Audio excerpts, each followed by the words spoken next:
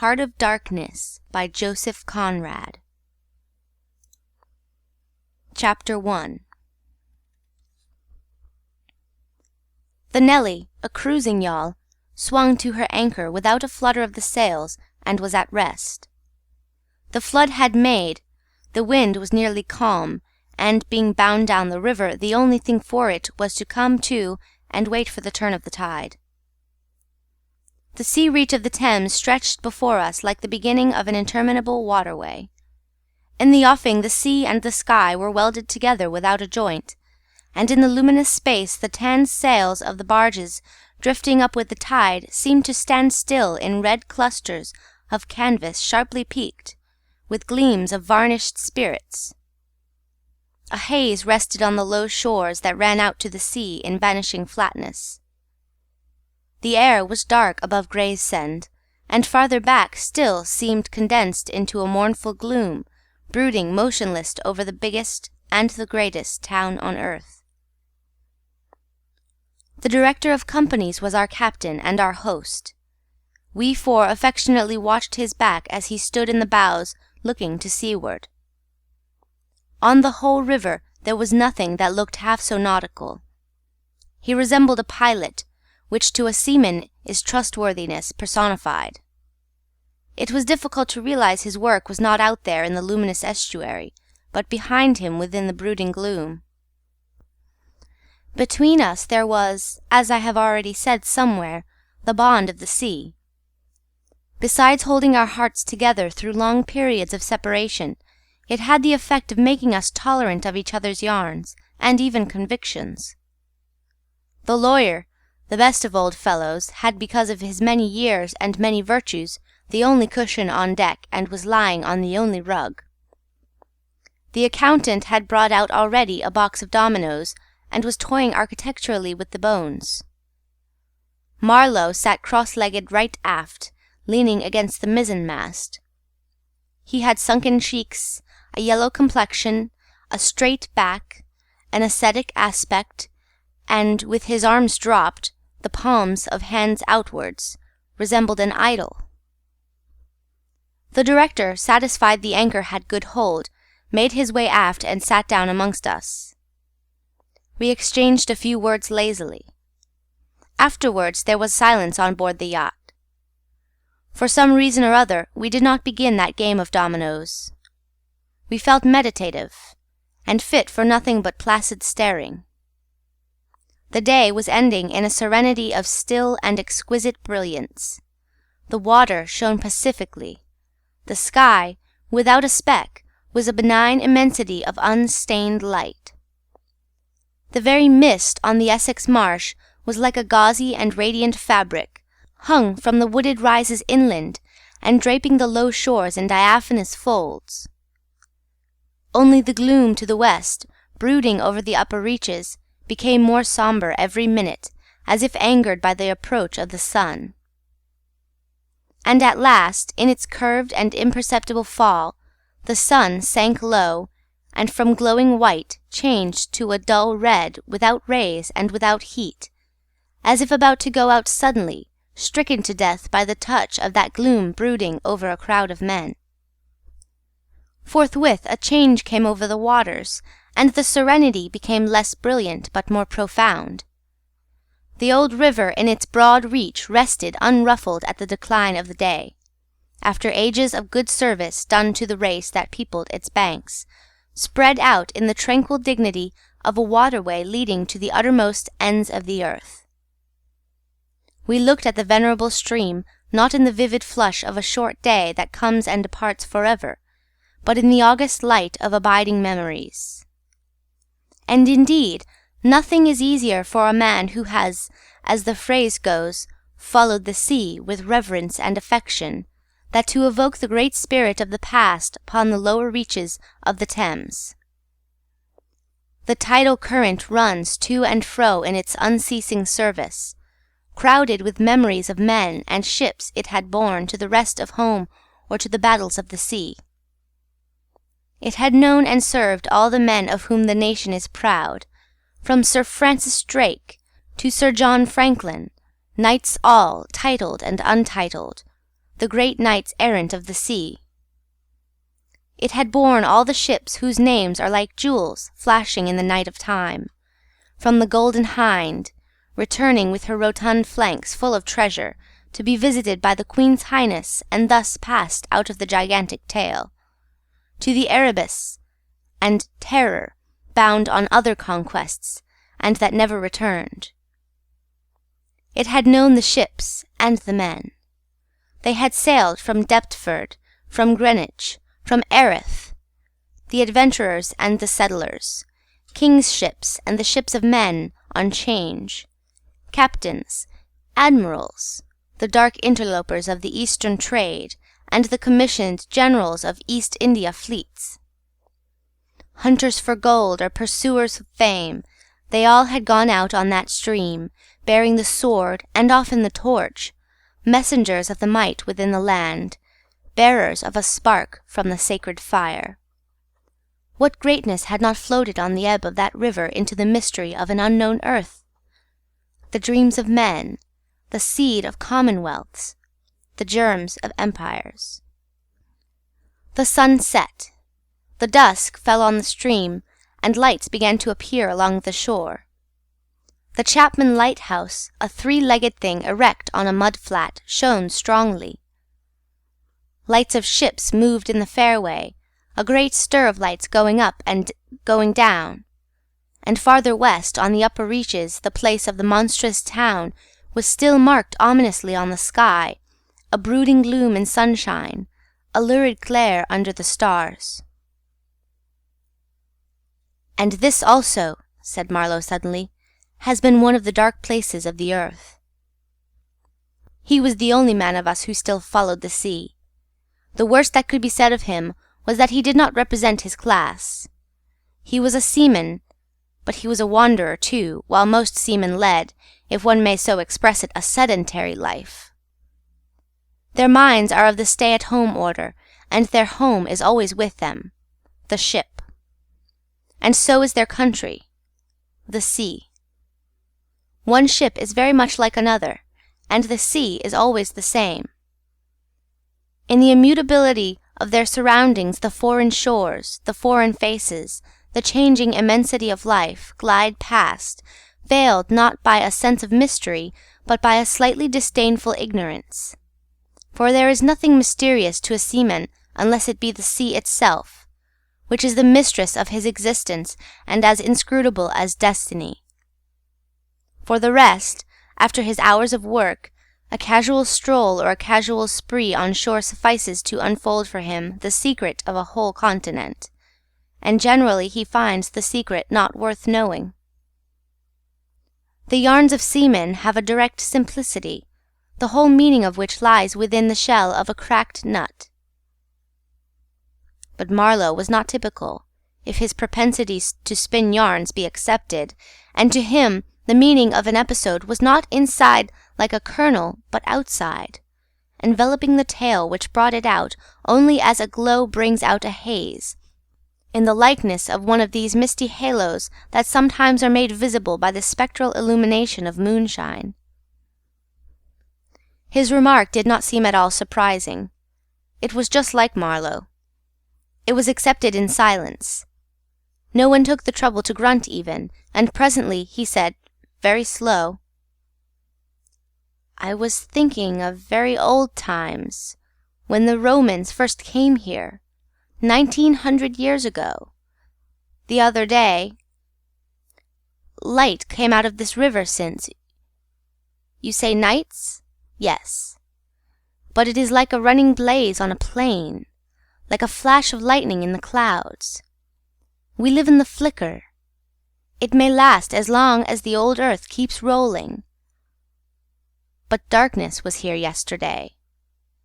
Imagine the feelings of a commander of a fine, what do you call 'em, trireme in the Mediterranean, ordered suddenly to the north, run overland across the Gauls in a hurry, put in charge of one of these craft, the legionaries, a wonderful lot of handymen they must have been too, used to build apparently by the hundred in a month or two, if we may believe what we read. Imagine him here, the very end of the world, a sea the colour of lead, a sky the color of smoke, a kind of ship about as rigid as a concertina, and going up this river with shores or orders or what you like, sandbanks, marshes, forests, savages, precious little to eat fit for a civilized man, nothing but Thames water to drink. No Falernian wine here, no going ashore. Here and there a military camp lost in a wilderness, like a needle in a bundle of hay. Cold, fog, tempests, disease, exile, and death. Death skulking in the air, in the water, in the bush. They must have been dying like flies here. Oh yes, he did it. Did it very well, too, no doubt, and without thinking much about it, either, except afterwards to brag of what he had gone through in his time, perhaps. They were men enough to face the darkness, and perhaps he was cheered by keeping his eye on a chance of promotion to the fleet at Ravenna, by and by, if he had good friends in Rome and survived the awful climate. Or think of a decent young citizen in a toga, perhaps too much dice, you know, coming out here in the train of some prefect or tax-gatherer or trader even to mend his fortunes. Land in a swamp, march through the woods, and in some inland post feel the savagery. The utter savagery had closed round him, all that mysterious life of the wilderness that stirs in the forest, in the jungles, in the hearts of wild men. There's no initiation either into such mysteries. He has to live in the midst of the incomprehensible, which is also detestable. And it has a fascination, too, that goes to work upon him. The fascination of the abomination, you know. Imagine the growing regrets, the longing to escape, the powerless disgust, the surrender, the hate. He paused. Mind, he began again, lifting one arm from the elbow, the palm of the hand outward so that, with his legs folded before him, he had a pose of a Buddha preaching in European clothes and without a lotus flower. Mind, none of us would feel exactly like this. What saves us is efficiency, the devotion to efficiency. But these chaps were not much account, really. They were no colonists. Their administration was merely a squeeze and nothing more, I suspect. They were conquerors, and for that you want only brute force, nothing to boast of, when you have it, since your strength is just an accident arising from the weakness of others. They grabbed what they could get for the sake of what was to be got. It was just robbery with violence, aggravated murder on a great scale, and men going at it blind, as is very proper for those who tackle a darkness. The conquest of the earth, which mostly means the taking it away from those who have a different complexion or slightly flatter noses than ourselves, is not a pretty thing when you look into it too much. What redeems it is the idea only. An idea at the back of it, not a sentimental pretense, but an idea. And an unselfish belief in the idea, something you can set up and bow down before and offer a sacrifice to. He broke off. Flames glided in the river, small green flames, red flames, white flames, pursuing, overtaking, joining, crossing each other, then separating slowly or hastily. The traffic of the great city went on in the deepening night upon the sleepless river. We looked on, waiting patiently. There was nothing else to do till the end of the flood, but it was only after a long silence when he said, in a hesitating voice, I suppose you fellows remember I did once turn freshwater sailor for a bit. That we knew we were fated, before the ebb began to run, to hear about one of Marlowe's inconclusive experiences. I don't want to bother you much with what happened to me personally, he began, showing in this remark the weakness of many tellers of tales, who seem so often unaware of what their audience would like best to hear. Yet to understand the effect of it on me, you ought to know how I got out there, what I saw, how I went up that river to the place where I first met the poor chap. It was the farthest point of navigation and the culminating point of my experience. It seemed somehow to throw a kind of light on everything about me and into my thoughts. It was sombre enough, too, and pitiful, not extraordinary in any way, not very clear either. No, not very clear. And yet it seemed to throw a kind of light. I had then, as you remember, just returned to London after a lot of Indian Ocean, Pacific, China Seas, a regular dose of the East, 6 years or so, and I was loafing about, hindering you fellows in your work and invading your homes, just as though I had got a heavenly mission to civilize you. It was very fine for a time, but after a bit I did get tired of resting. Then I began to look for a ship. I should think the hardest work on earth. But the ships wouldn't even look at me, and I got tired of that game too. Now, when I was a little chap, I had a passion for maps. I would look for hours at South America, or Africa, or Australia, and lose myself in all the glories of exploration. At that time there were many blank spaces on the earth, and when I saw one that looked particularly inviting on a map, but they all look that, I would put my finger on it and say, "When I grow up, I will go there." The North Pole was one of these places, I remember. Well, I haven't been there yet, and shall not try now. The glamour's off. Other places were scattered about the hemispheres. I have been in some of them, and, well, we won't talk about that. But there was one yet, the biggest, the most blank, so to speak, that I had a hankering after. True, by this time it was not a blank space any more. It had got filled since my boyhood, with rivers and lakes and names. It had ceased to be a blank space of delightful mystery, a white patch for a boy to dream gloriously over. It had become a place of darkness. But there was in it one river especially, a mighty big river, that you could see on the map, resembling an immense snake, uncoiled, with its head in the sea, its body at rest curving afar over a vast country, and its tail lost in the depths of the land.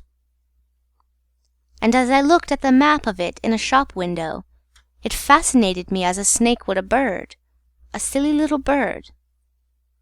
Then I remembered there was a big concern, a company for trade on that river. Dash it all, I thought to myself, they can't trade without using some kind of craft on that lot of fresh water. Steamboats! Why shouldn't I try to get a charge of one? I went along Fleet Street, but could not shake off the idea.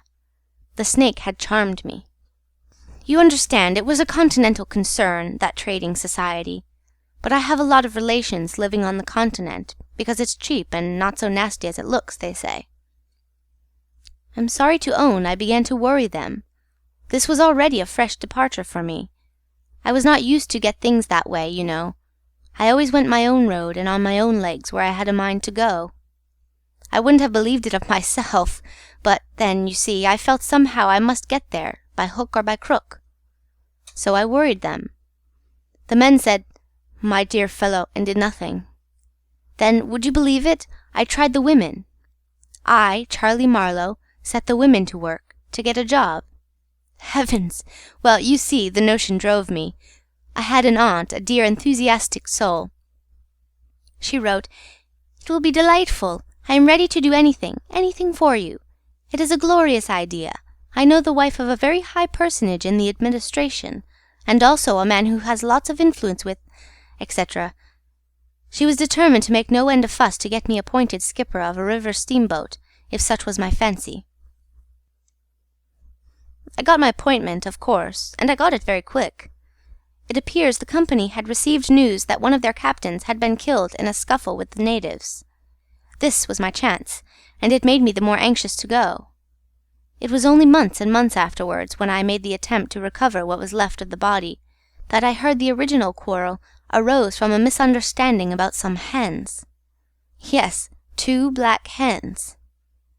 Fresleven, that was the fellow's name, a Dane, thought himself wronged somehow in the bargain, so he went ashore and started to hammer the chief of the village with a stick. Oh, it didn't surprise me in the least to hear this, and at the same time to be told that Fresleven was the gentlest, quietest creature that ever walked on 2 legs.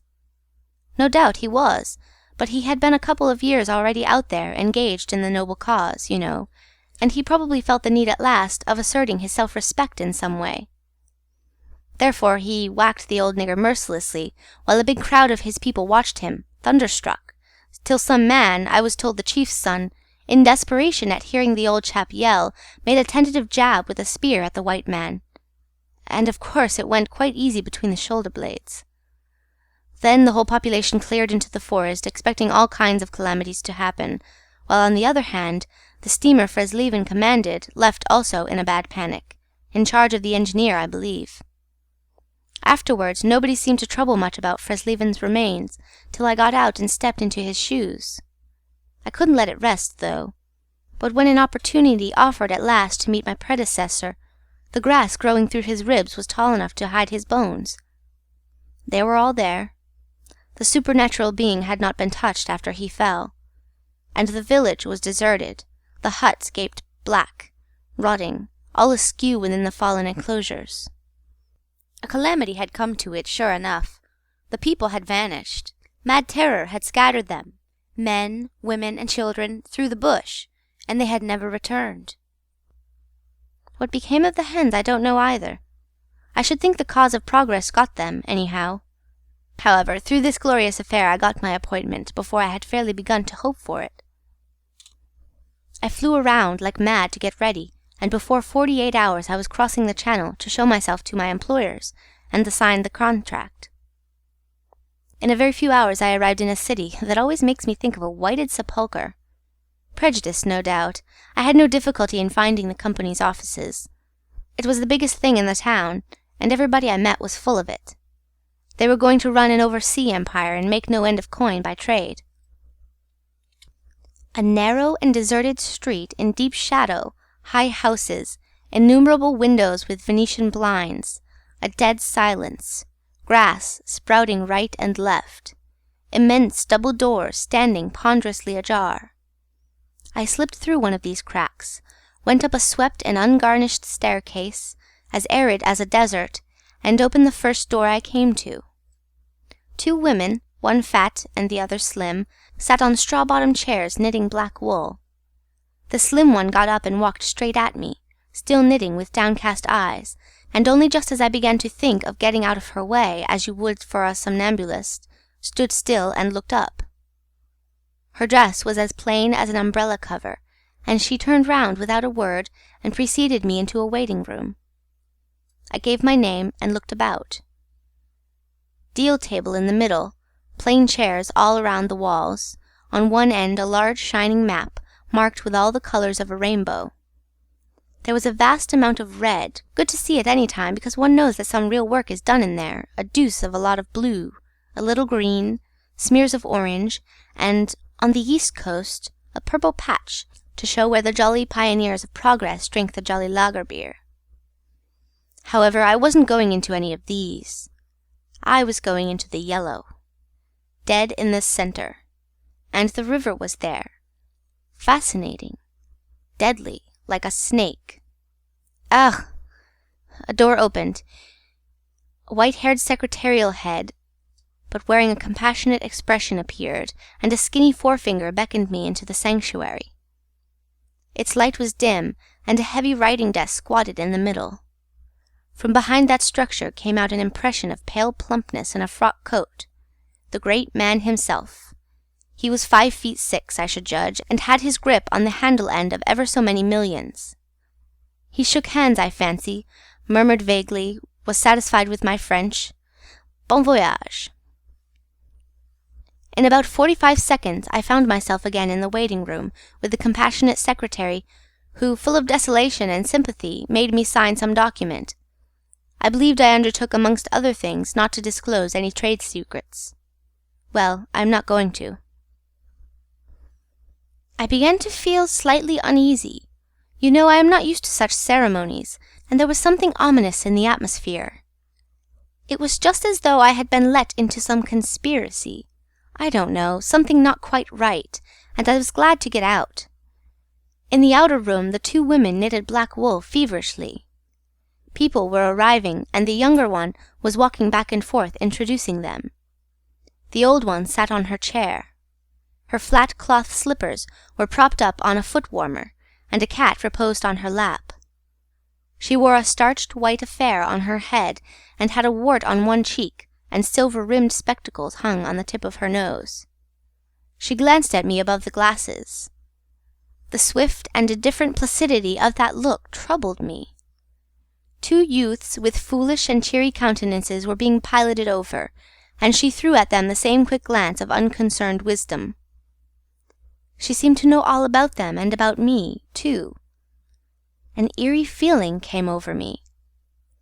She seemed uncanny and fateful. Often far away there I thought of these two, guarding the door of darkness, knitting black wool as for a warm pall, one introducing continuously to the unknown, the other scrutinizing the cheery and foolish faces with unconcerned old eyes. Ave, old knitter of black wool, morituri te salutant. Not many of those she looked at ever saw her again, not half by a long way. There was yet a visit to the doctor. A simple formality, assured me the secretary, with an air of taking an immense part in all my sorrows. Accordingly, a young chap wearing his hat over the left eyebrow, some clerk, I suppose, there must have been clerks in the business, though the house was as still as a house in a city of the dead, came from somewhere upstairs and led me forth. He was shabby and careless, with ink-stains on the sleeves of his jacket, and his cravat was large and billowy, under a chin shaped like the toe of an old boot. It was a little too early for the doctor, so I proposed a drink, and thereupon he developed a vein of joviality. As we sat over our vermouths, he glorified the company's business, and by I expressed casually my surprise at him not going out there. He became very cool and collected all at once. "I am not such a fool as I look," quoth Plato to his disciples, he said sententiously, emptied his glass with great resolution, and we rose. The old doctor felt my pulse, evidently thinking of something else the while. Good for there," he mumbled, and then, with a certain eagerness, asked me whether I would let him measure my head. Rather surprised, I said yes, when he produced a thing like calipers and got the dimensions, back and front, and every way, taking notes carefully.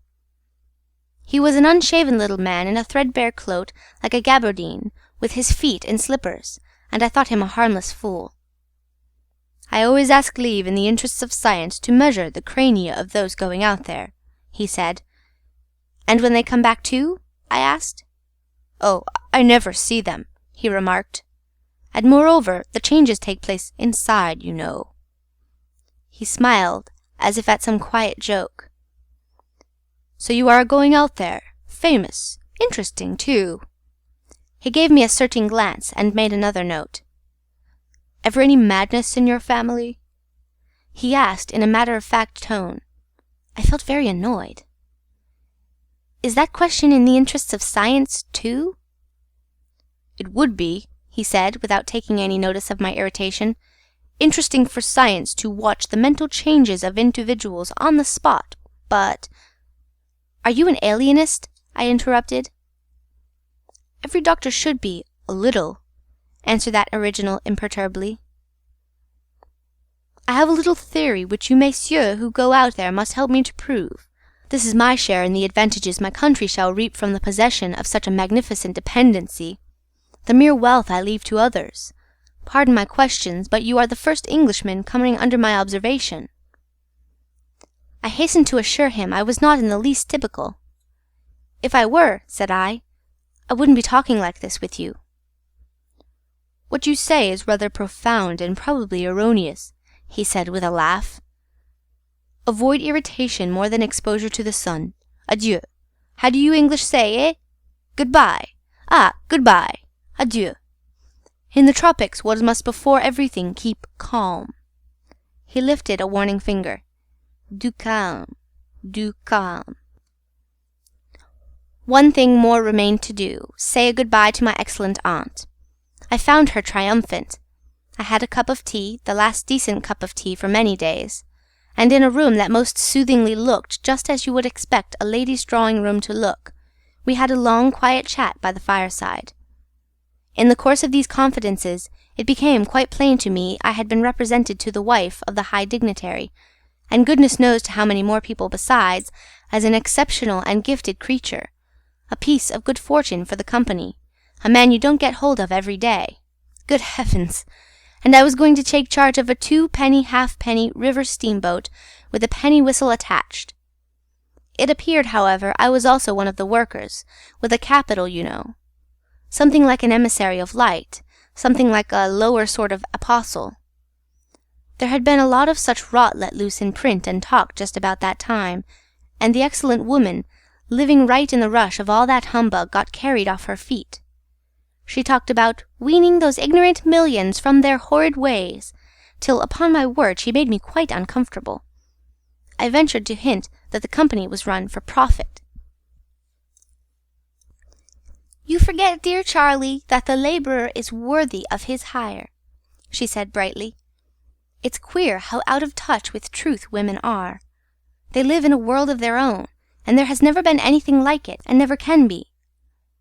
It is too beautiful altogether, and if they were to set it up it would go to pieces before the first sunset. Some confounded fact we men have been living contentedly with ever since the day of creation would start up and knock the whole thing over." After this I got embraced, told to wear flannel, be sure to write often, and so on, and I left. In the street, I don't know why, a queer feeling came to me that I was an impostor. Odd thing that I, who used to clear out for any part of the world at 24 hours' notice, with less thought than most men give to the crossing of a street, had a moment, I won't say of hesitation, but of startled pause before this commonplace affair. The best way I can explain it to you is by saying that, for a second or two, I felt as though, instead of going to the centre of a continent, I were about to set off for the centre of the earth. I left in a French steamer, and she called in every blamed port they have out there, for as far as I could see, the sole purpose of landing soldiers and custom-house officers. I watched the coast. Watching a coast as it slips by the ship is like thinking about an enigma.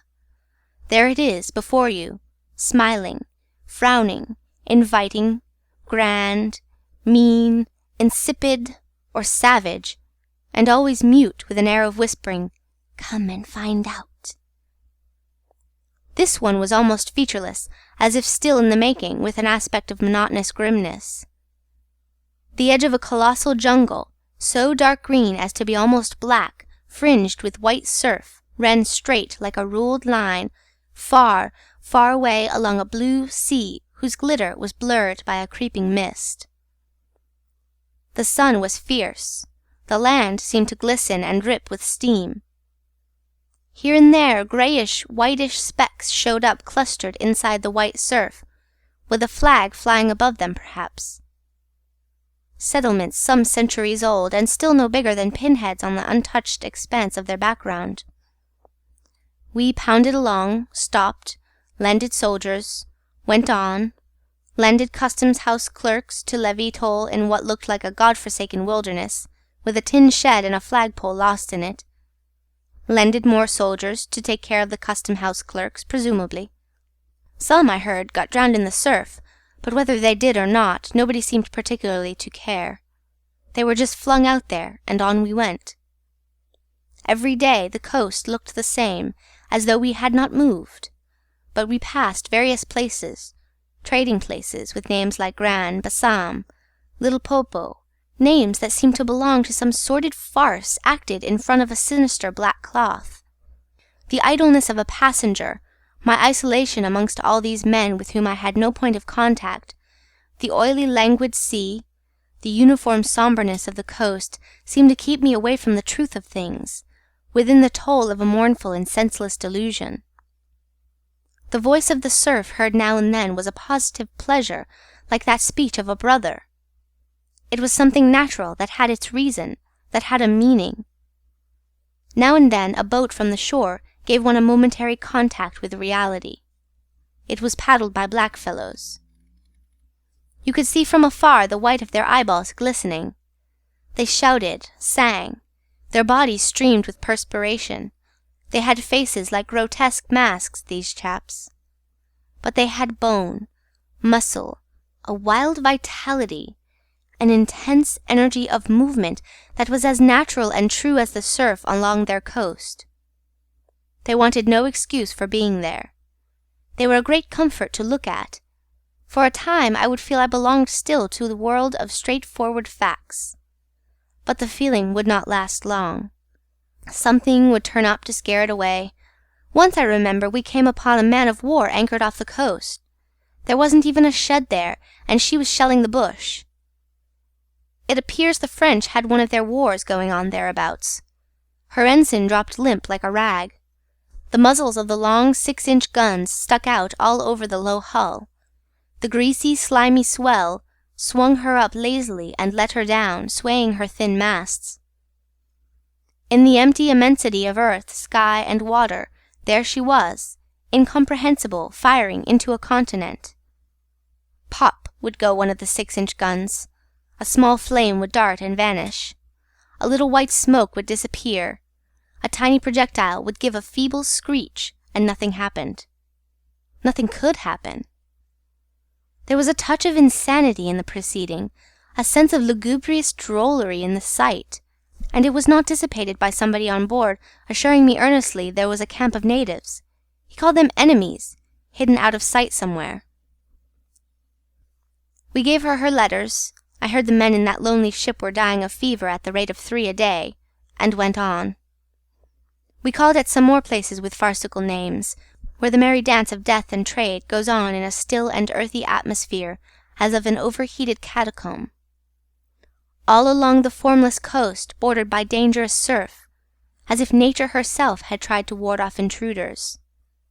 In and out of rivers, streams of death in life, whose banks were rotting into mud, whose waters, thickened into slime, invaded the contorted mangroves that seemed to writhe at us in the extremity of an impotent despair. Nowhere did we stop long enough to get a particularized impression, but the general sense of vague and oppressive wonder grew upon me. It was like a weary pilgrimage amongst hints for nightmares. It was upward of 30 days before I saw the mouth of the big river. We anchored off the seat of the government. But my work would not begin till some 200 miles further on, so as soon as I could, I made a start for a place 30 miles higher up. I had my passage on a little sea-going steamer. Her captain was a Swede, and knowing me for a seaman, invited me on the bridge. He was a young man, lean, fair, and morose, with lanky hair and a shuffling gait. As we left the miserable little wharf, he tossed his head contemptuously at the shore. "Been living there?" he asked. I said, "Yes." "Fine lot these government chaps, are they not?" he went on, speaking English with great precision and considerable bitterness. "It is funny what some people will do for a few francs a month. I wonder what becomes of that kind when it goes up country." I said to him I expected to see that soon. "So, he exclaimed. He shuffled athwart, keeping one eye ahead vigilantly. "Don't be too sure," he continued. "The other day I took up a man who hanged himself on the road. He was a Swede, too." "Hanged himself? Why, in God's name?" I cried. He kept on looking out watchfully. "Who knows? The sun too much for him, or the country, perhaps." At last we opened a reach. A rocky cliff appeared, mounds of turned-up earth by the shore, houses on a hill, others with iron roofs amongst a waste of excavations, or hanging to the declivity. A continuous noise of the rapids above hovered over this scene of inhabited devastation. A lot of people, mostly black and naked, moved about like ants. A jetty projected into the river. A blinding sunlight drowned all this at times in a sudden recrudescence of glare. "There's your company's station," said the Swede, pointing to 3 wooden barrack-like structures on the rocky slope. "I will send your things up. 4 boxes, did you say? So, farewell." I came upon a boiler wallowing in the grass, then found a path leading up the hill. It turned aside for the boulders, and also for an undersized railway truck lying there on its back with its wheels in the air. One was off. The thing looked as dead as the carcass of some animal. I came upon more pieces of decaying machinery, a stack of rusty rails. To the left a clump of trees made a shady spot, where dark things seemed to stir feebly. I blinked. The path was steep. A horn tooted to the right, and I saw the black people run. A heavy and dull detonation shook the ground. A puff of smoke came out of the cliff, and that was all. No change appeared on the face of the rock. They were building a railway. The cliff was not in the way or anything, but this objectless blasting was all the work going on. A slight clinking behind me made me turn my head. 6 black men advanced in a file, toiling up the path. They walked erect and slow, balancing small baskets full of earth on their heads, and the clink kept time with their footsteps. Black rags were wound around their loins, and the short ends behind waggled to and fro like tails. I could see every rib. The joints of their limbs were like knots in a rope. Each had an iron collar on his neck, and all were connected together with a chain whose bites swung between them, rhythmically clinking. Another report from the cliff made me think suddenly of that ship of war I had seen firing into a continent. It was the same kind of ominous voice, but these men could by no stretch of imagination be called enemies. They were called criminals, and the outraged law, like the bursting shells, had come to them, an insoluble mystery from the sea. All their meagre breasts panted together, the violently dilated nostrils quivered, the eyes stared stonily uphill. They passed me within 6 inches, without a glance, with that complete, death-like indifference of unhappy savages. Behind this raw matter one of the reclaimed, the product of the new forces at work, strolled despondently, carrying a rifle by its middle. He had a uniform jacket, with one button off, and seeing a white man on the path, hoisted his weapon to his shoulder with alacrity. This was simple prudence, white men being so much alike at a distance that he could not tell who I might be. He was speedily reassured, with a large, white, rascally grin, and a glance at his charge seemed to take me into partnership in his exalted trust. After all, I also was a part of the great cause of these high and just proceedings. Instead of going up, I turned and descended to the left. My idea was to let that chain gang get out of sight before I climbed the hill. You know, I am not particularly tender. I've had to strike and to fend off. I've had to resist and to attack sometimes. That's only one way of resisting, without counting the exact cost according to the demands of such sort of life as I had blundered into. I've seen the devil of violence, and the devil of greed, and the devil of hot desire. But by all the stars, these were strong, lusty, red-eyed devils that swayed and drove men, I tell you. But as I stood on this hillside, I foresaw that in the blinding sunshine of that land I would become acquainted with a flabby, pretending, weak-eyed devil of a rapacious and pitiless folly. How insidious he could be, too, I was only to find out several months later and 1,000 miles farther. For a moment I stood appalled, as though by a warning. Finally, I descended the hill obliquely toward the trees I had seen. End of the first part of Chapter 1 for A Heart of Darkness. Heart of Darkness by Joseph Conrad, Chapter 1, Part 2. I avoided a vast artificial hole somebody had been digging on the slope, the purpose of which I found it impossible to divine. It wasn't a quarry or a sandpit, anyhow. It was just a hole. It might have been connected with the philanthropic desire of giving the criminals something to do. I don't know. Then I nearly fell into a very narrow ravine, almost no more than a scar in the hillside. I discovered that a lot of imported drainage pipes for the settlement had been tumbled in there. There wasn't one that was not broken. It was a wanton smash-up. At last I got under the trees. My purpose was to stroll into the shade for a moment. But no sooner within than it seemed to me I had stepped into the gloomy circle of some inferno. The rapids were near, and an uninterrupted, uniform, headlong, rushing noise filled the mournful stillness of the grove, where not a breath stirred, not a leaf moved, with a mysterious sound, as though the tearing pace of the launched earth had suddenly become audible. Black shapes crouched, sat between the trees, leaning against the trunks, clinging to the earth, half coming out, half effaced within the dim light, in all the attitudes of pain, abandonment, and despair. Another mine on the cliff went off, followed by a slight shudder of the soil under my feet. The work was going on. The work! And this was the place where some of the helpers had withdrawn to die. They were dying slowly, it was very clear. They were not enemies, they were not criminals. They were nothing earthly now, nothing but black shadows of disease and starvation lying confusedly in the greenish gloom, brought from all the recesses of the coast in all the legality of time contracts, lost in uncongenial surroundings, fed on unfamiliar food. They sickened, became inefficient, and were then allowed to crawl away and rest. These moribund shapes were free as air, and nearly as thin. I began to distinguish the gleam of the eyes under the trees. Then, glancing down, I saw a face near my hand. The black bones reclined at full length with one shoulder against the tree, and slowly the eyelids rose and the sunken eyes looked up at me, enormous and vacant, a kind of blind, white flicker in the depths of the orbs, which died out slowly. The man seemed young, almost a boy, but you know with them it's hard to tell. I found nothing else to do but to offer him one of my good Swede's ship biscuits I had in my pocket.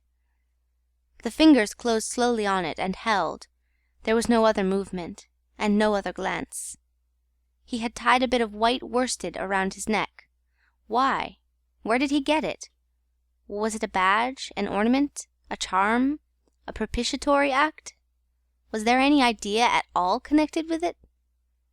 It looked startling round his black neck, this bit of white thread from beyond the seas. Near the same tree, 2 more bundles of acute angle sat with their legs drawn up. One, with his chin propped on his knees, stared at nothing, in an intolerable and appalling manner. His brother phantom rested its forehead as if overcome with a great weariness, and all about others were scattered in every pose of contorted collapse, as in some picture of a massacre or a pestilence. While I stood horror-struck, one of these creatures rose to his hands and knees and went off on all fours towards the river to drink. He lapped out of his hand, then sat up in the sunlight, crossing his shins in front of him, and after a time let his woolly head fall on his breastbone. I didn't want any more loitering in the shade, and I made haste toward the station. When near the buildings I met a white man, in such an unexpected elegance of get-up that in the first moment I took him for a sort of vision. I saw a high, starched collar, white cuffs, a light alpaca jacket, snowy trousers, a clean necktie, and varnished boots. No hat. Hair parted, brushed, oiled, under a green-lined parasol held in a big white hand. He was amazing, and had a penholder behind his ear. I shook hands with this miracle, and I learned that he was the company's chief accountant, and that all the bookkeeping was done at this station. He had come out for a moment, he said, to get a breath of fresh air. The expression sounded wonderfully odd, with its suggestion of sedentary desk life. I wouldn't have mentioned the fellow to you at all, only it was from his lips that I first heard the name of the man who was so indissolubly connected with the memories of that time. Moreover, I respected the fellow. Yes, I respected his collars, his vast cuffs, his brushed hair. His appearance was certainly that of a hairdresser's dummy, but in the great demoralization of the land he kept up his appearance. That's backbone. His starched collars and got-up shirt fronts were achievements of character. He had been out nearly 3 years, and, later, I could not help asking him how he managed to sport such linen. He had just the faintest blush, and said modestly, I've been teaching one of the native women about the station. It was difficult. She had a distaste for the work. Thus this man had verily accomplished something, and he was devoted to his books, which were in apple pie order. Everything else in the station was in a muddle. Heads, things, buildings. Strings of dusty niggers with splay feet arrived and departed. A stream of manufactured goods, rubbishy cottons, beads, and brass wire set into the depths of darkness, and in return came a precious trickle of ivory. I had to wait in the station for 10 days. An eternity! I lived in a hut in the yard, but to be out of the chaos I would sometimes get into the accountant's office. It was built out of horizontal planks, and so badly put together that as he bent over his high desk he was barred from neck to heels with narrow strips of sunlight. There was no need to open the big shutter to see. It was hot there, too. Big flies buzzed fiendishly and did not sting, but stabbed. I sat generally on the floor, while of faultless appearance, and even slightly scented, perching on a high stool, he wrote. Sometimes he stood up for exercise. When a truckle bed with a sick man, some invalid agent from up country, was put in there, he exhibited a gentle annoyance. "The groans of this sick person," he said, "distract my attention, and without that it is extremely difficult to guard against clerical errors in this climate." One day he remarked, without lifting his head, "In the interior you will no doubt meet Mr. Kurtz." On my asking who Mr. Kurtz was, he said he was a first-class agent, and seeing my disappointment at this information, he added slowly, laying down his pen, "He is a very remarkable person." Further questions elicited from him that Mr. Kurtz was at present in charge of a trading post, a very important one, in the true ivory country, at the very bottom of there. Sends in as much ivory as all the others put together. He began to write again. The sick man was too ill to groan. The flies buzzed in a great peace. Suddenly there was a growing murmur of voices and a great tramping of feet. A caravan had come in. A violent babble of uncouth sounds burst out on the other side of the planks. All the carriers were speaking together, and in the midst of the uproar the lamentable voice of the chief agent was heard, giving it up, tearfully for the 20th time that day. He rose slowly. "What a frightful row," he said. He crossed the room gently to look at the sick man, and returning, said to me, "He does not hear." "What? Dead?" I asked, startled. "No, not yet," he answered with great composure. Then, alluding with a toss of the head to the tumult in the station-yard, "When one has got to make correct entries, one comes to hate those savages, hate them to death." He remained thoughtful for a moment. "When you see Mr. Kurtz," he went on, "tell him from me that everything here," he glanced at the deck, "is very satisfactory. I don't like to write to him with those messengers of ours. You never know who may get hold of your letter, at that central station." He stared at me for a moment with his mild, bulging eyes. "Oh, he will go far, very far," he began again. "He will be a somebody in the administration before long. They, above the council in Europe, you know, mean him to be." He turned to his work. The noise outside had ceased, and presently, in going out, I stopped at the door. In the steady buzz of flies, the homeward-bound agent was lying finished and insensible. The other, bent over his books, was making correct entries of perfectly correct transactions. And 50 feet below the doorstep I could see the still tree-tops of the Grove of Death. Next day I left that station at last, with a caravan of 60 men, for a 200-mile tramp. No use telling you much about that. Paths everywhere. A stamped-in network of paths spreading over the empty land, through the long grass, through burnt grass, through thickets, down and up chilly ravines, up and down stony hills ablaze with heat. And a solitude. Nobody, not a hut. The population had cleared out a long time ago. Well, if a lot of mysterious niggers armed with all kinds of fearful weapons suddenly took to travelling on the road between Deal and Gravesend, catching the yokels right and left to carry heavy loads for them, I fancy every farm and cottage thereabouts would get empty very soon. Only here the dwellings were gone too. Still, I passed through several abandoned villages. There's something pathetically childish in the ruins of grass walls. Day after day, with the stamp and shuffle of 60 pair of bare feet behind me, each pair under a 60-pound load. Camp, cook, sleep, strike camp, march. Now and then a carrier dead in harness, at rest in the long grass near the path, with an empty water-gourd and his long staff lying by his side. A great silence around and above.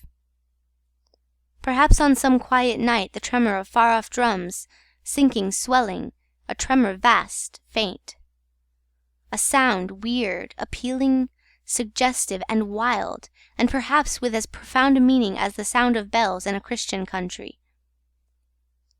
Once a white man in an unbuttoned uniform, camping on the path with an armed escort of lank Zanzibaris, very hospitable and festive, not to say drunk, was looking after the upkeep of the road, he declared.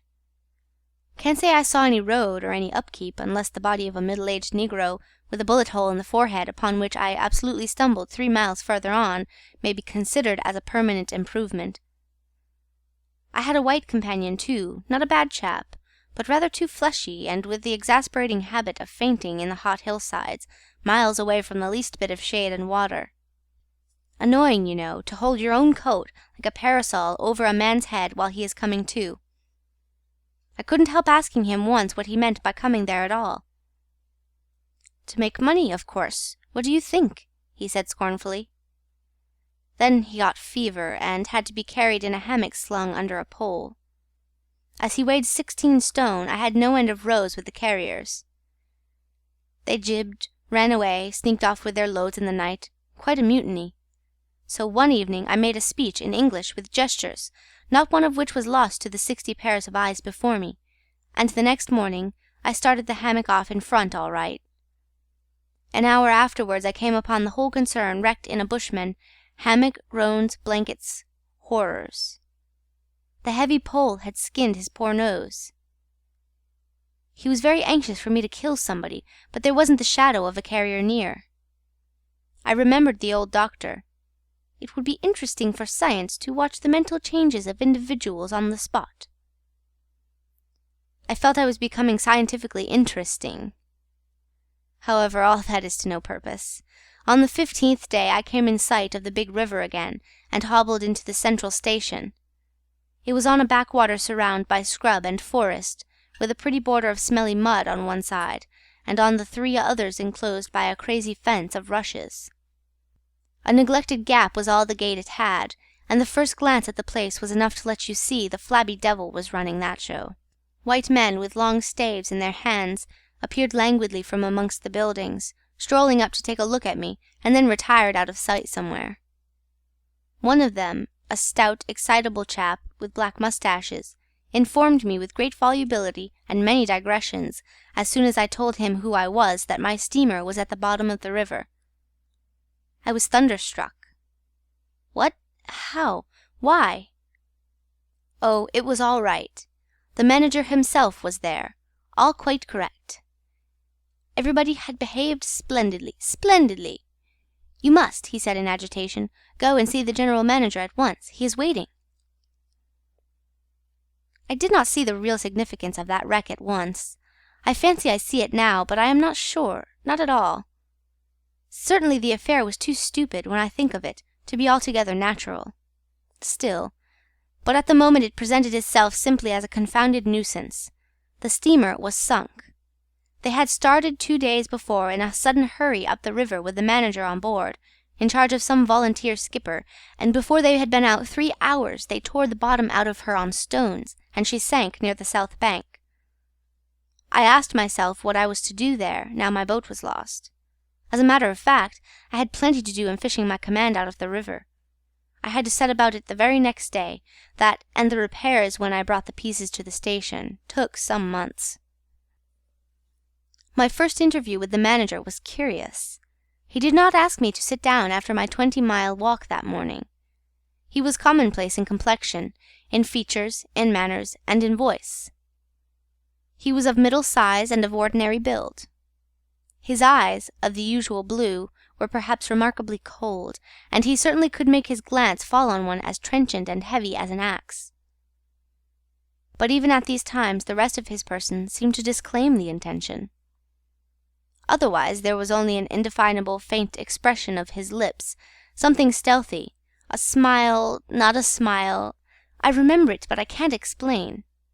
It was unconscious, this smile was, though just after he had said something it got intensified for an instant. It came at the end of his speeches like a seal applied on the words to make the meaning of the commonest phrase appear absolutely inscrutable. He was a common trader, from his youth up employed in these parts, nothing more. He was obeyed, yet he inspired neither love nor fear, nor even respect. He inspired uneasiness. That was it, uneasiness. Not a definite mistrust, just uneasiness, nothing more. You have no idea how effective such a faculty can be. He had no genius for organizing, for initiative, or for order even. That was evident in such things as the deplorable state of the station. He had no learning and no intelligence. His position had come to him. Why? Perhaps because he was never ill. He had served 3 terms of 3 years out there, because triumphant health in the general rout of constitutions is a kind of power in itself. When he went home on leave he rioted on a large scale, pompously. Jack ashore, with a difference in externals only. This one could gather from his casual talk. He originated nothing. He could keep the routine going, that's all. But he was great. He was great by this little thing that it was impossible to tell what could control such a man. He never gave that secret away. Perhaps there was nothing within him. Such a suspicion made one pause, for out there were no external checks. Once, when various tropical diseases had laid low almost every agent in the station, he was heard to say, "Men who come out here should have no entrails." He sealed the utterance with that smile of his, as though it had been a door opening into a darkness he had in his keeping. You fancy you had seen things, but the seal was on. When annoyed at meal-times by the constant quarrels of the white men about precedence, he ordered an immense round table to be made, for which a special house had to be built. This was the station's mess-room. Where he sat was the first place. The rest were nowhere. One felt this to be his unalterable conviction.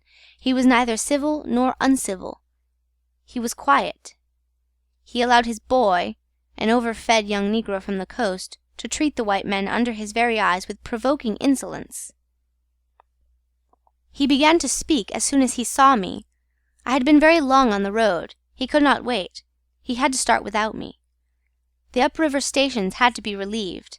There had been so many delays already that he did not know who was dead and who was alive, and how they got on, and so on, and so on. He paid no attention to my explanations, and playing with a stick of sealing-wax, repeated several times that the situation was very grave, very grave. There were rumours that a very important station was in jeopardy, and its chief, Mr. Kurtz, was ill. He hoped it was not true. Mr. Kurtz was... I felt weary and irritable. Hang Kurtz, I thought. I interrupted him by saying I had heard of Mr. Kurtz on the coast. Ah, so they talk of him down there, he murmured to himself. Then he began again, assuring me Mr. Kurtz was the best agent he had, an exceptional man, of the greatest importance to the company. Therefore I could understand his anxiety. He was, he said, very, very uneasy. Certainly he fidgeted on his chair a good deal, exclaimed, "Ah, Mr. Kurtz!" broke the stick of sealing-wax and seemed dumbfounded by the accident. Next thing he wanted to know how long it would take to... I interrupted him again. Being hungry, you know, and kept on my feet, too. I was getting savage. "How can I tell?" I said. "I haven't even seen the wreck yet, some months, no doubt. All this talk seemed to me so futile." "Some months," he said. "Well, let us say 3 months before we can make a start. Yes, that ought to do the affair." I flung out of his hut. He lived all alone in a clay hut with a sort of veranda, muttering to myself my opinion of him. He was a chattering idiot. Afterwards I took it back when I was borne in upon me startlingly with what extreme nicety he had estimated the time requisite for the affair. I went to work the next day, turning, so to speak, my back on that station. In that way only, it seemed to me, I could keep my hold on the redeeming facts of life. Still, one must look about sometimes. And then I saw this station, these men strolling aimlessly about in the sunshine of the yard. I asked myself sometimes what it all meant. They wandered here and there with their absurd long staves in their hands, like a lot of faithless pilgrims bewitched inside a rotten fence. The word ivory rang in the air, was whispered, was sighed. You would think they were praying to it. A taint of imbecile rapacity blew through it all, like a whiff from some corpse. By Jove, I've never seen anything so unreal in my life. And outside, the silent wilderness surrounding this cleared speck on the earth struck me as something great and invincible, like evil or truth, waiting patiently for the passing away of this fantastic invasion. Oh, these months! Well, never mind. Various things happen. One evening a grass shed full of calico, cotton prints, beads, and I don't know what else, burst into a blaze so suddenly that you would have thought the earth had opened to let an avenging fire consume all that trash.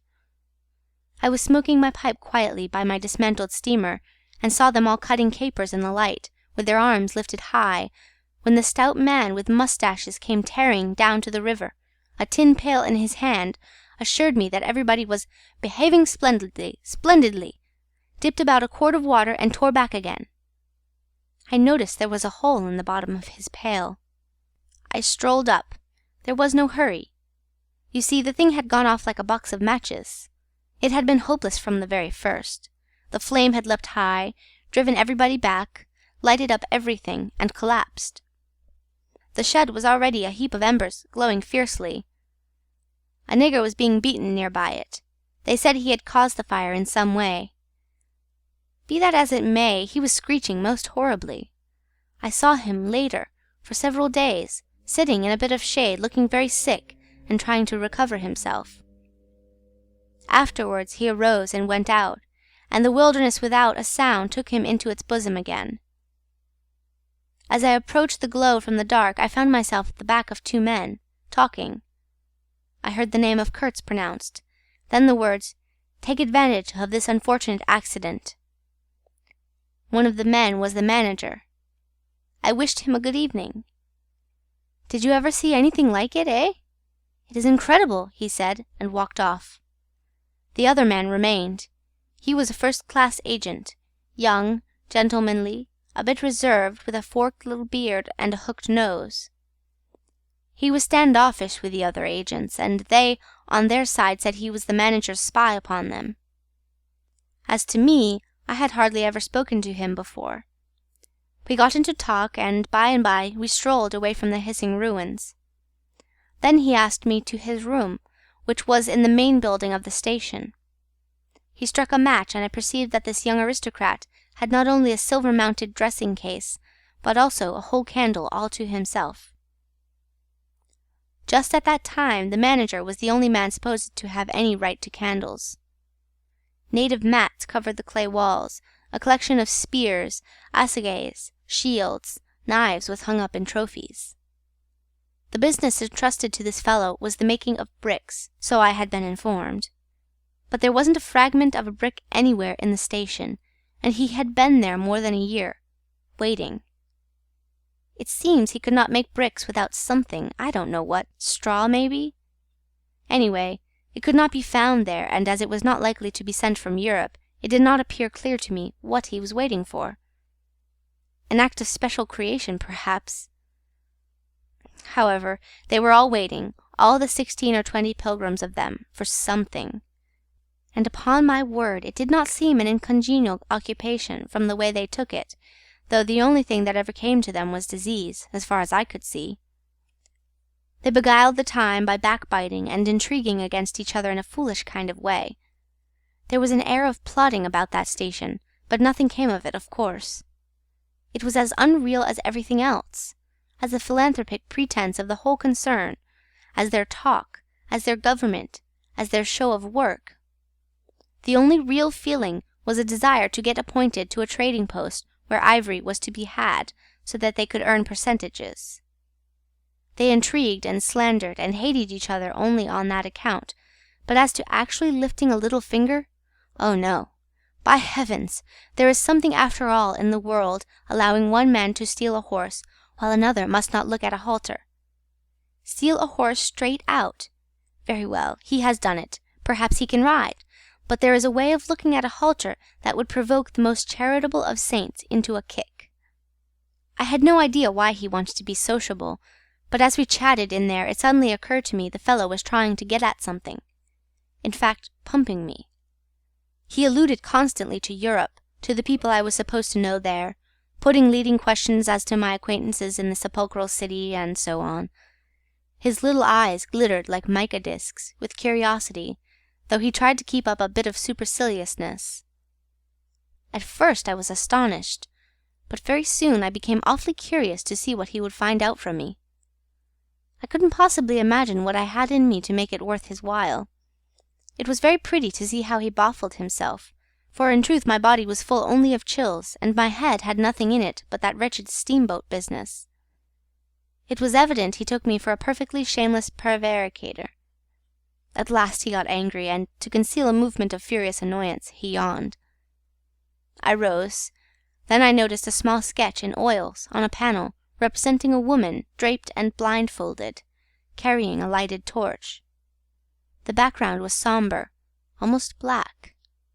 The movement of the woman was stately, and the effect of the torchlight on the face was sinister.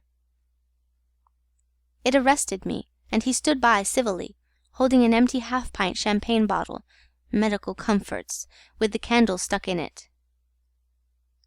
To my question he said Mr. Kurtz had painted this, in this very station more than a year ago, while waiting for means to go to his trading post. "Tell me, pray," said I, "who is this Mr. Kurtz?" "The chief of the inner station," he answered in a short tone, looking away. "Much obliged," I said, laughing. "And you are the brickmaker of the central station. Everyone knows that." He was silent for a while. "He is a prodigy," he said at last. "He is an emissary of pity and science and progress, and devil knows what else.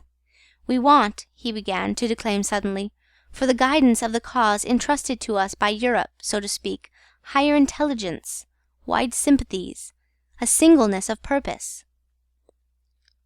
"Who says that?" I asked.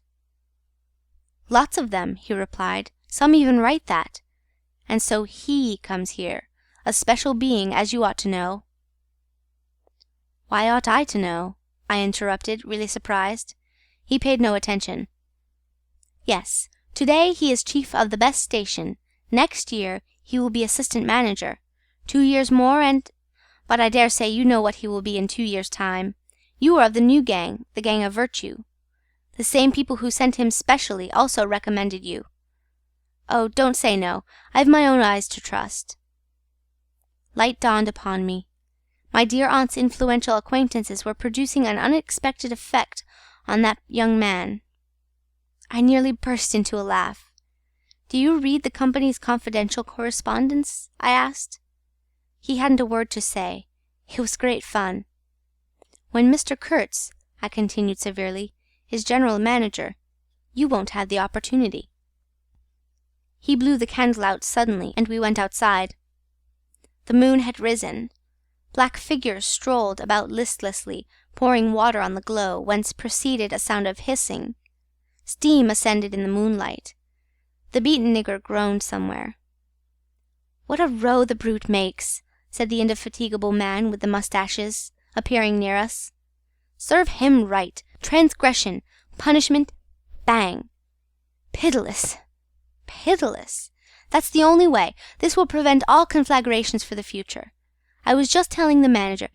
He noticed my companion and became crestfallen all at once. "Not in bed yet," he said with a kind of servile heartiness. "It's so natural. Ha! Danger, agitation." He vanished. I went on to the riverside, and the other followed me. I heard a scathing murmur at my ear. "Heap of muffs! Go to!" The pilgrims could be seen in knots, gesticulating, discussing. Several had still their staves in their hands. I verily believe they took these sticks to bed with them. Beyond the fence the forest stood up spectrally in the moonlight, and through that dim stir, through the faint sounds of that lamentable courtyard, the silence of the land went home to one's very heart. Its mystery, its greatness, the amazing reality of its concealed life. The herd nigger moaned feebly somewhere near by, and then fetched a deep sigh that made me mend my pace away from there. I felt a hand introducing itself under my arm. "My dear sir," said the fellow, "I don't want to be misunderstood, and especially by you, who will see Mr. Kurtz long before I can have that pleasure. I wouldn't like him to get a false idea of my disposition." I let him run on, this papier-mâché Mephistopheles, and it seemed to me that if I tried I could poke my forefinger through him, and would find nothing inside but a little loose dirt, maybe. He, you don't see, had been planning to be assistant manager by and by under the present man, and I could see that the coming of that Kurtz had upset them both not a little. He talked precipitately, and I did not try to stop him. I had my shoulders against the wreck of my steamer, hauled up on the slope like a carcass of some big river animal.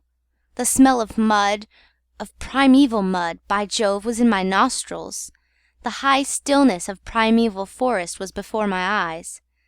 There were shiny patches on the black creek. The moon had spread over everything a thin layer of silver, over the rank grass, over the mud, upon the wall of matted vegetation standing higher than the wall of a temple. Over the great river I could see through a sombre gap, glittering as it flowed broadly by without a murmur. All this was great, expectant, mute, while the man jabbered about himself. I wondered whether the stillness on the face of the immensity looking at us two were meant as an appeal or as a menace. What were we who had strayed in here? Could we handle that dumb thing, or would it handle us? I felt how big, how confoundedly big was that thing that couldn't talk, and perhaps was deaf as well. What was in there? I could see a little ivory coming out from there, and I had heard Mr. Kurtz was in there. I had heard enough about it, too, God knows, yet somehow it didn't bring any image with it, no more than if I had been told an angel or a fiend was in there. I believed it in the same way one of you might believe there are inhabitants on the planet Mars. I knew once a Scotch sailmaker who was certain, dead sure, there were people in Mars.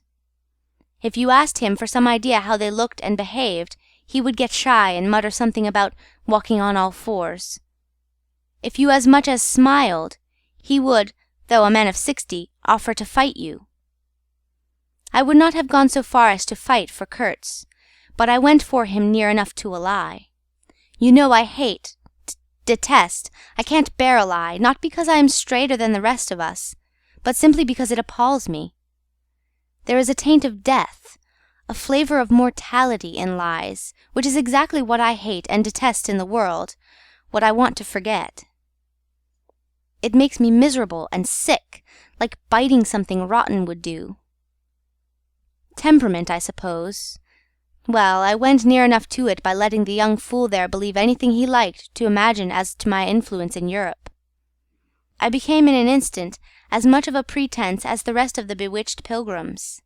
This simply because I had a notion it somehow would be of help to that Kurtz, whom at the time I did not see, you understand. He was just a word for me. I did not see the man in the name any more than you do. Do you see him? Do you see the story? Do you see anything? It seems to me I am trying to tell you a dream, making a vain attempt because no relation of a dream can convey the dream sensation, that commingling of absurdity, surprise, and bewilderment in a tremor of struggling revolt, that notion of being captured by the incredible which is of the very essence of dreams. He was silent for a while. No, it is impossible.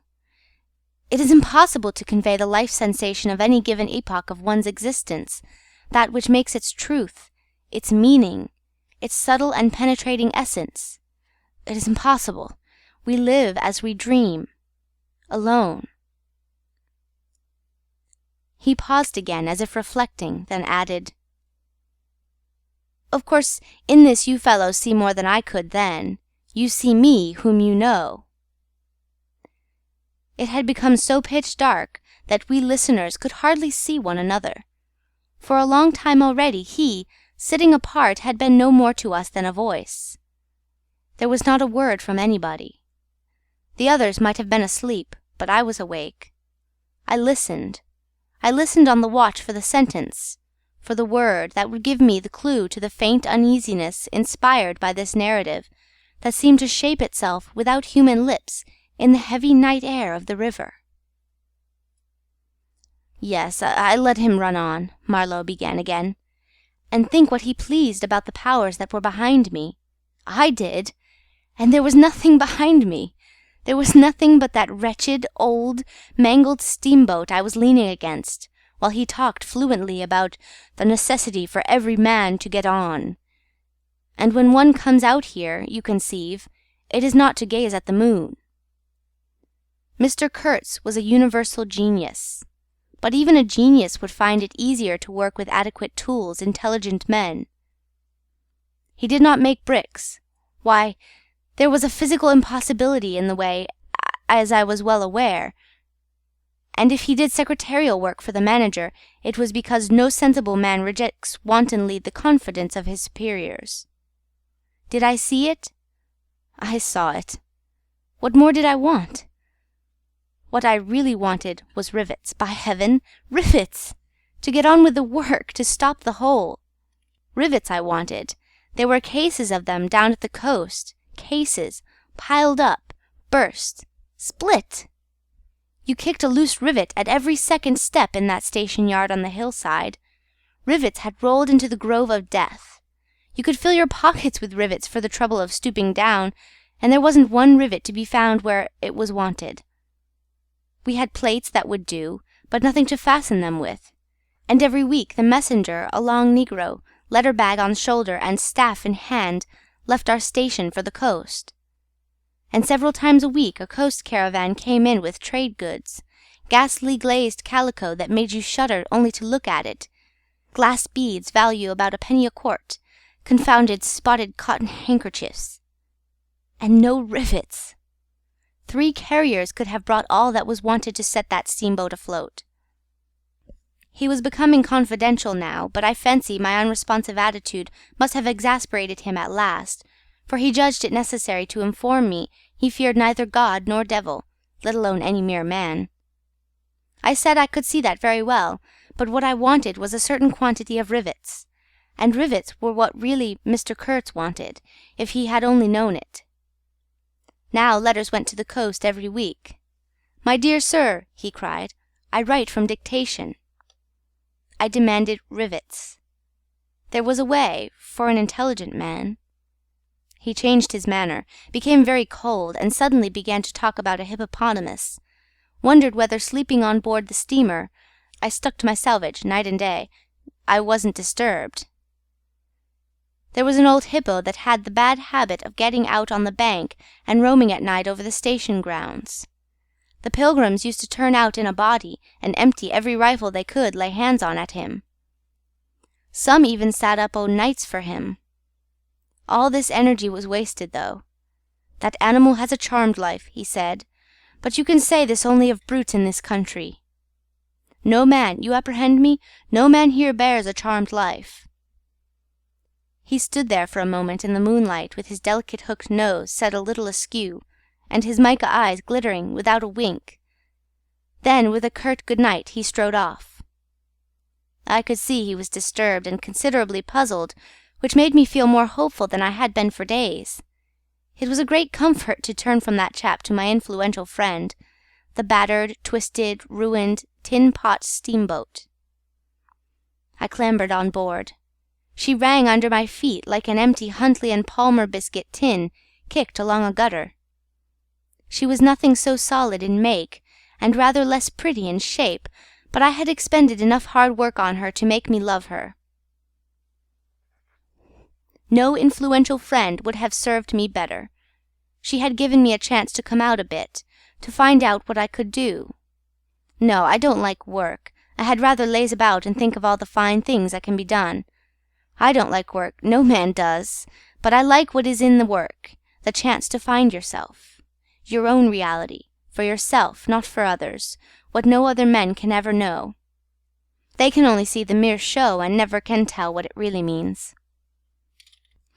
I was not surprised to see somebody sitting aft on the deck, with his legs dangling over the mud. You see, I rather chummed with the few mechanics there were in that station, whom the other pilgrims naturally despised, on account of their imperfect manners, I suppose. This was the foreman, a boiler-maker by trade, a good worker. He was a lank, bony, yellow-faced man, with big, intense eyes. His aspect was worried, and his head was as bald as the palm of my hand. But his hair, in falling, seemed to have stuck to his chin, and had prospered in the new locality, for his beard hung down to his waist.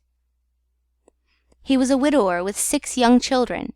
He had left them in charge of a sister of his to come out there, and the passion of his life was pigeon-flying. He was an enthusiast and a connoisseur. He would rave about pigeons. After work hours he used sometimes to come over from his hut for a talk about his children and his pigeons.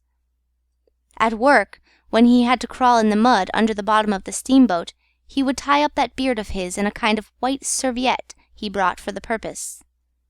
It had loops to go over his ears. In the evening he could be seen squatted on the bank rinsing that wrapper in the creek with great care, then spreading it solemnly on a bush to dry. I slapped him on the back and shouted, "We shall have rivets!" He scrambled to his feet, exclaiming, "No! Rivets!" as though he couldn't believe his ears. Then, in a low voice, "You... eh?" I don't know why we behaved like lunatics. I put my finger to the side of my nose and nodded mysteriously. "Good for you!" he cried, snapped his fingers above his head, lifting one foot. I tried a jig. We capered on the iron deck. A frightful clatter came out of that hulk, and the virgin forest on the other bank of the creek sent it back in a thundering roll upon the sleeping station. It must have made some of the pilgrims sit up in their hovels. A dark figure obscured the lighted doorway of the manager's hut, vanished, then a second or so after, the doorway itself vanished too. We stopped, and the silence driven away by the stamping of our feet flowed back again from the recesses of the land.